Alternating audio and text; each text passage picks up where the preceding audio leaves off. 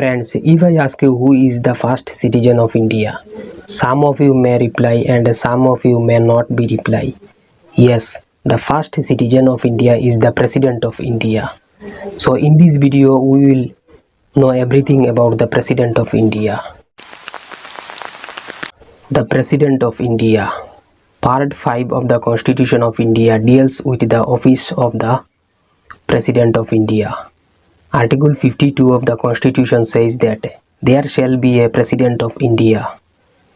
Article 53 says that the executive power of the Union shall be vested in the President. He shall exercise the executive power either directly or through officers subordinate to him in accordance with the Constitution. Qualifications of the President of India. Articles 58 and 59 of the Indian Constitution lay down the qualifications of the President. Number 1. He must be a citizen of India. He must have completed 35 years of age. He must possess other qualifications which are necessary to become a member of the Lok Sabha. He must not hold any office of profit under the union or state governments. He must not be a member of either House of Parliament or state legislature. Term of office. The term of office of the President is 5 years. Article 56. His term commences from the date on which he assumes office. He can contest for this office for any number of times when his term is over. For instance, Dr. Rajendra Prasad was elected as President twice. Dr. Zakir Hussain, the fourth President, could not complete the full term. He died before the expiry of the term. Resignation of the President. If the President wishes to resign, he can send his resignation letter to the Vice President. The letter shall immediately be communicated to the Speaker of the Lok Sabha according to Article 56. Procedure for removal of the President. Article 56 and 61 deal with the procedure for the removal of the President. According to Article 56b, the President may be removed from office by impeachment in the manner provided in Article 61.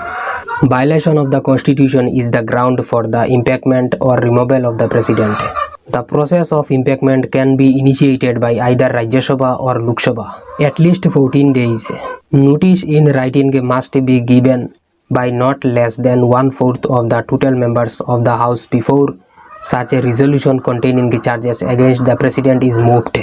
After the resolution is moved and debated, it must be passed by a majority of not less than 2/3 of the total membership of the House in which it has been moved.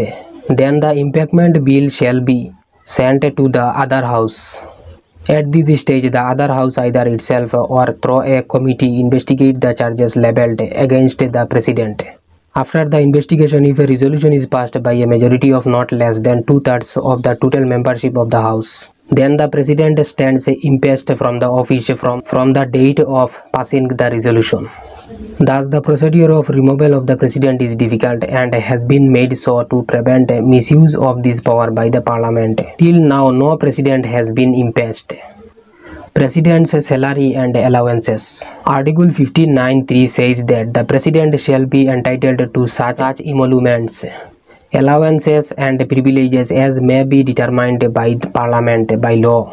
The emolument and allowances of the President cannot be diminished during his term of office. He is entitled to rent, free use of his official residence. His official residence in New Delhi is called Rashtrapati Bhavan. Another official residence of the President in Hyderabad is called Rashtrapati Nilayam. At present, the President is paid rupees 50,00,000 per month as his salary. The President's salary and allowances cannot be diminished during his term of office. After retirement from office, the President is entitled to pension of 50% of his salary and other facilities. Oath of office by the President of India. Under Article 60 of the Constitution, every President and every person acting as President of or discharging the functions of the President shall, before entering upon his office, make and subscribe in the presence of the Chief Justice of India in his absence, the senior most judge of the Supreme Court, an oath or affirmation. The oath reads as follows. For example, I, Ramnath Kovind, do swear in the name of God solemnly affirm that I will faithfully execute the office of President or discharge the functions of the President of India and will to the best of my ability preserve, protect and defend the Constitution and the law, and that I will devote myself to the service and well-being of the people of India. Immunities of the President. The President is not answerable to any court for the duties discharged by him in his capacity as the President of India. No criminal case can be filed against him during his term of office. He cannot be arrested. No civil case can be filed against him unless a 2 months notice has been issued. Election of the President. Article 54 of the Constitution deals with the procedure for the election of the President. The President is elected by an electoral college consisting of elected members of both houses of Parliament and the elected members of the legislative assemblies of the states.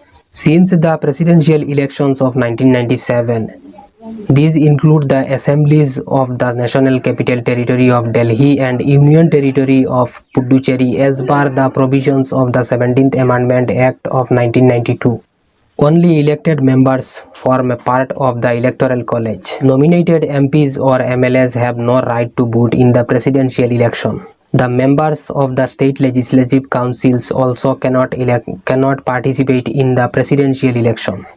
For the 13th, the presidential election, July 2007, there were thus a total of 4,896 electors, consisting of 543 Lok Sabha members, 233 Rajya Sabha members, and 4,120 MLAs.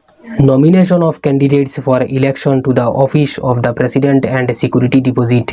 Before 1974, there was no provisions of security along with the nomination forms submitted by the candidates contesting the presidential elections. As a result, many nominations were filed by candidates just to gain wide publicity. Most of them were non-serious candidates and their nominations on scrutiny were found to be invalid. So in 1974, an effort was made to curb the number of non-serious candidates. The Presidential Election Act of 1974 made a provisions for security of Rs 2,500 along with the nomination paper of the candidate proposed by at least 10 and seconded by at least 10 other members of the Electoral College. The Presidential Election Act of 1977 made further changes in the number of proposals and seconders of the candidates for election to the office of the President. Now the number of proposals is 50 and the number of seconders also is 50. Besides, the amount of security deposit has been raised from Rs 2,500 to 15,000. Election procedure of the President. The President of India is elected in accordance with the system of proportional representation by means of the single transferable vote.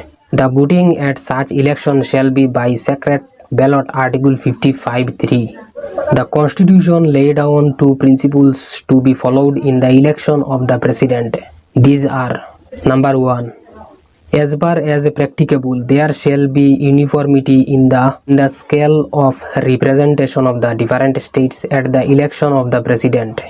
And number 2, there shall be parity between the states as a whole and the Union of India.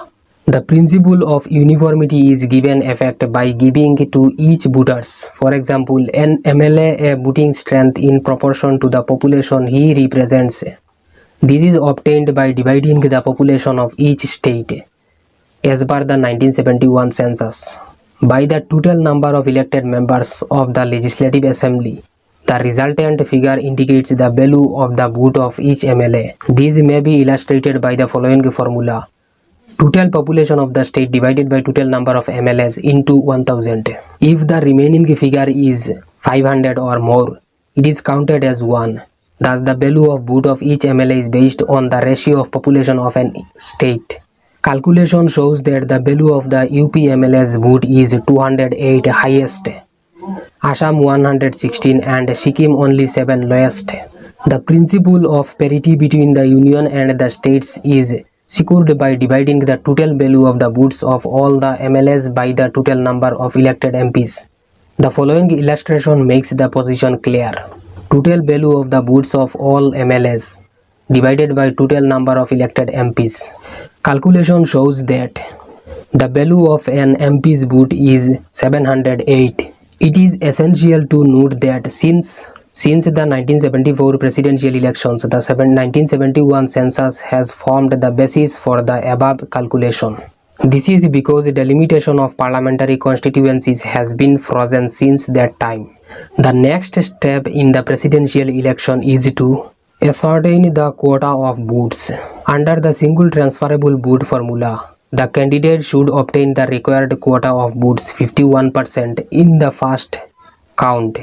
If no candidate gets it, the second count takes place. Counting continues until and unless a candidate obtains the required quota. The second count was held only once in 1969 when B.B. Giri was elected as the 5th President of the Indian Union. Election disputes. Article 71 of the Constitution lays down that all doubts and disputes in connection with the election of the President shall be required into and decided by the Supreme Court, and its decision is final. A person who is neither a candidate nor an elector cannot file a suit challenging of the validity of the election of the President. Criticism of the election method of the President of India. Critics point out the following loopholes in the method of election of the President. Point number 1. The presidential election system is not a system of proportional representation. For a multi-member constituency is required in case of proportional representation system, but in the presidential election system only one member is to be elected. Point number 2. The election method is complicated. It involves the calculation of the value of votes of each MLA, the value of votes of each MP, the required quota, the indication of a preferences, first, second, and so on, and the transfer of votes in case no candidate gets the required quota. Point number 3. It is not a single transferable vote system. It is at best an alternative vote or preferential vote. Point number 4. If voters do not show preference, then the transfer of votes in case of no candidates getting the required quota can be problematic. Point number 5. A non-political man cannot be elected. A person supported by the majority party in the electoral college alone can aspire for the august office of the president. A non-party man, however dynamic and deserving, hardly stands a chance of getting elected. Powers and functions of the President. Article 53 of the Constitution of India deals with the executive powers of the President. According to Article 74I, he shall exercise all his powers and functions only on the advice of the Union Council of Ministers. The powers and functions of the President may be briefly explained as follows. First, executive power. The executive power of the Union government is vested in the President. Articles 53, 74, 75 and 77 and other articles deals with his executive powers. Article 53 vests all executive powers in him and empowers him to exercise these powers directly by himself or through officers subordinate to him. Article 74I says that the President shall act as per the aid and advice of the Union Council of Ministers headed by the Prime Minister. Article 75 requires the Prime Minister to communicate to the President all decisions of the Union Council of Ministers. Article 77 holds that all executive powers of the Union government shall be exercised in the name of the President. The executive powers of the President include administrative, military and diplomatic powers. The President appoints the high dignitaries of the state. He appoints the Prime Minister and the Council of Ministers, the Chief Justice and the judges of the Supreme Court and the High Court, chairmen and members of the Union Public Service Commission, Attorney General, state governors and other high dignitaries of the state. These officials hold their office during the pleasure of the President. This means that he has the power to remove them from their posts. This power is, however, to be exercised subject to the procedure prescribed by the Constitution of India.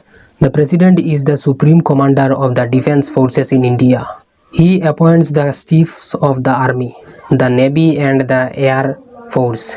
He appoints the chiefs of the Army, the Navy and the Air Force. He has the power to declare war and conclude peace. The exercise of military power is subject to the ratification of the Parliament. The President appoints ambassadors and diplomats. He receives foreign ambassadors. He represents India in international affairs. Second, legislative powers. The President is not a member of Parliament, but he is an integral part of it. Article 79 of the Constitution of India. He summons and prorogues the Parliament.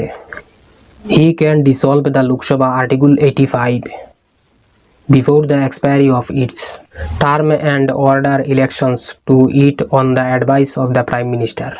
He summons the Parliament at least twice in a year. He may convene a joint session of the two houses in case of deadlock between the two. Article 108. In May 1978, the President summoned a joint session of both houses to pass the Banking Service Bill. The President addresses either House of Parliament or the two houses jointly at the commencement of each session. He nominates 12 members to the Rajya Sabha and 2 members to the Lok Sabha. No bill passed by the Parliament can become an act until it is assented to by the President. When a bill is passed by both the houses of Parliament, the President can give his assent, withhold his assent, or return the bill for the reconsideration of the Parliament. In case a bill is returned to the House for reconsideration and if the same is passed for a second time, the President is bound to give his assent. The prior permission of the President is necessary for introducing any bill in regard to the formation of new states, alteration of areas, boundaries, names of the existing states, etc. Certain bills passed by the state legislatures, such as dealing with the compulsory acquisition of private property or being derogatory to the powers of the high courts or seeking imposition of a tax on a commodity declared essential by the Parliament, or likely to be inconsistent with the union legislation already in force, etc., required the assent of the President. Such bills are reserved by the Governor for the consideration of the President. When the Parliament is not in session, the President issues ordinances in the public interest. The ordinances have the same force and effect as the laws passed by the Parliament. They have to be placed before the Parliament within a period of 6 weeks from the day of the reassembly of the Parliament. If the ordinances are approved by the Parliament, they become laws. Otherwise, they cease to be ineffective. The maximum duration of an ordinance is 6 months and 6 weeks. Point number 3. Financial powers of the President of India. Article 112 of the Indian Constitution deals with the financial powers of the President. The President accords approval for introducing financial bills in the Parliament. No money bill can be introduced in the Parliament without his consent. The President causes to be laid before the Parliament the annual financial statements or the budget. The contingency fund of India is placed under his disposal. He appoints the chairman and members of the Finance Commission to advise him on financial matters. It may be noted that the President shall not refuse to give his assent to the money bills because he himself has recommended such bills for consideration and approval of the Parliament. Point number 4. Judicial powers of the President of India. The President appoints the Chief Justice and Judges of the Supreme Court and Chief Justice and Judges of the High Courts. He has the power to grant pardon, reprieve, suspension, remission or commutation of punishment or sentence of court-martial. Further, the President has the right to seek the advice of the Supreme Court on some important constitutional, legal and diplomatic matters. According to Article 143, the President may refer any matter of public importance involving a question of law as well as fact to the Supreme Court for seeking its opinion. In 1977, President Sanjeeva Reddy sought the advice of the Supreme Court for creating special court to try the emergency excesses committed during the internal emergency June 1975 to February 1977. Point number 5. Emergency powers of the President of India. Part 18, Articles 352 to 360 of the Indian Constitution deals with the emergency powers of the President. The intention behind the emergency provisions is to safeguard the sovereignty, independence and integrity of the Indian Union. There are three kinds of emergency, namely the national emergency arising out of war, external aggression or armed rebellion, emergency arising due to the breakdown of the constitutional machinery, president's rules in the states, and financial emergency. Emergency powers of the President. Part 18, Article 352 to 360 of the Constitution of India deals with the emergency powers of the President. The framers of the Constitution borrowed the emergency provisions from the Weimar Constitution of Germany. The intention behind the emergency provisions Constitution is to safeguard the sovereignty, independence and integrity of the Indian Union. For this purpose, the President is constitutionally empowered to declare three types of emergencies, namely national emergency arising out of war, external aggressions or armed rebellion, 2. Emergency arising due to the breakdown of the constitutional machinery or President's rule in the states, and financial emergency.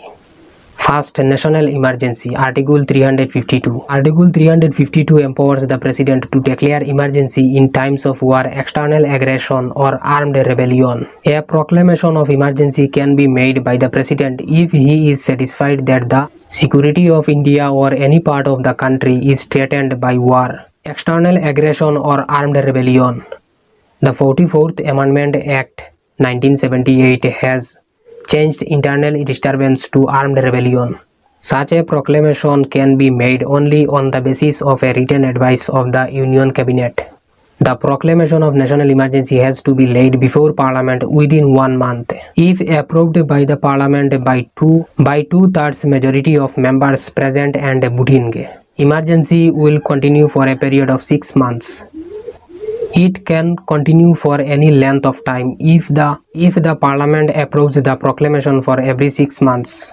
Parliament can review the constitution of the emergency at any time by a resolution proposed by at least 1 month by at least 1/10 of the total members of the Lok Sabha.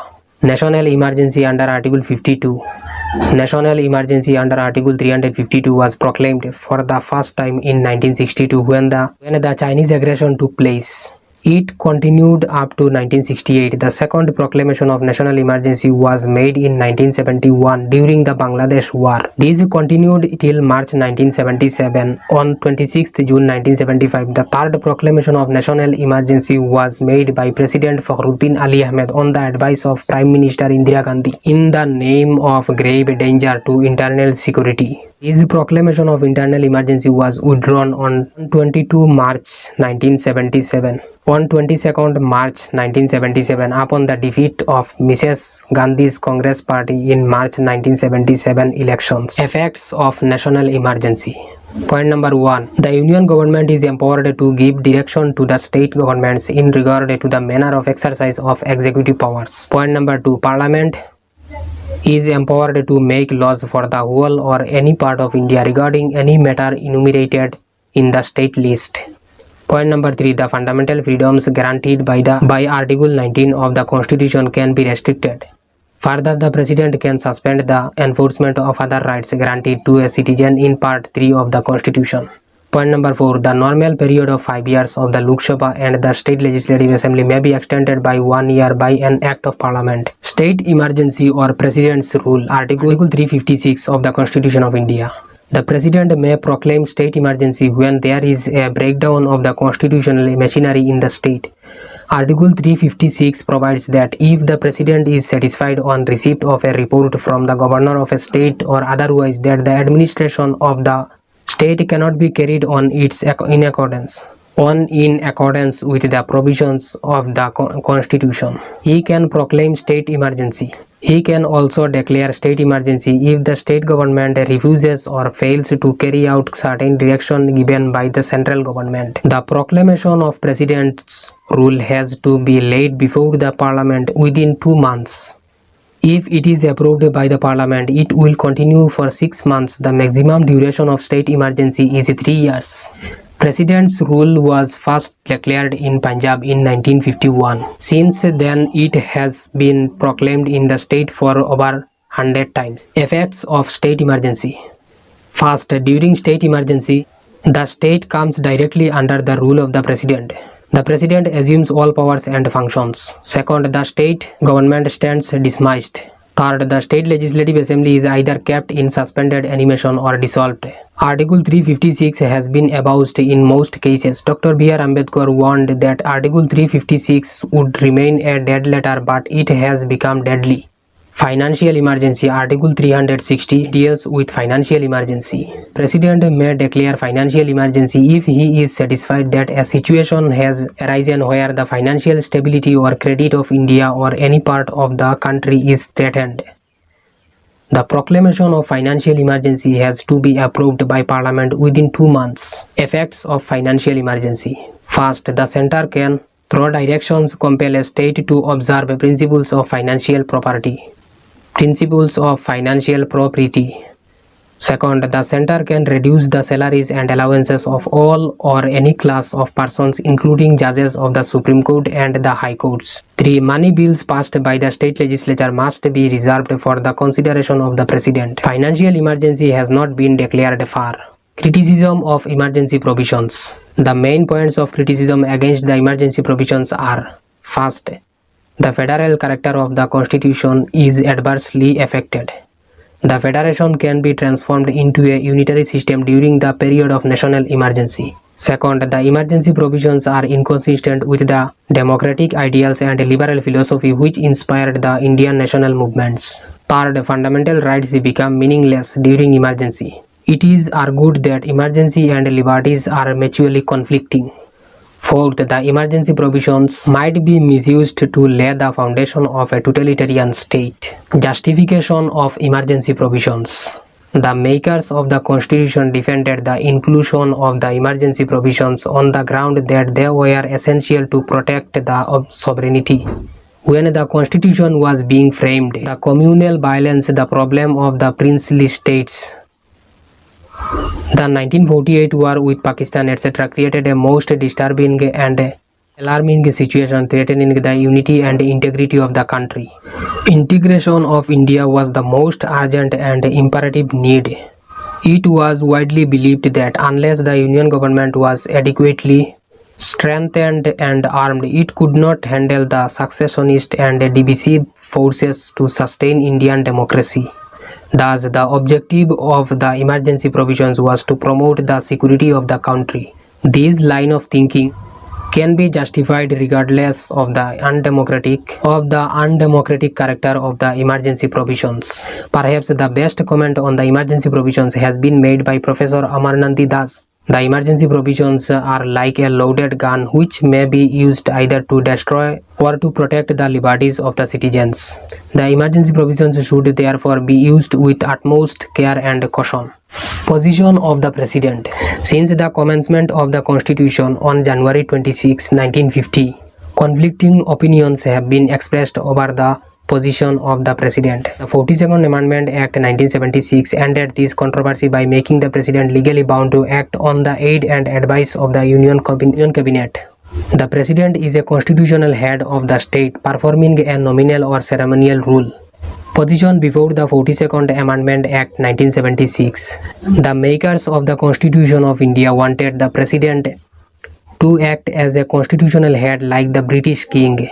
This was reflected the views of Pandit Nehru and Dr. B.R. Ambedkar. Nehru told the Constituent Assembly, "We want to emphasize the ministerial character of the government, that powers really resides in the ministry and the legislature and not in the president."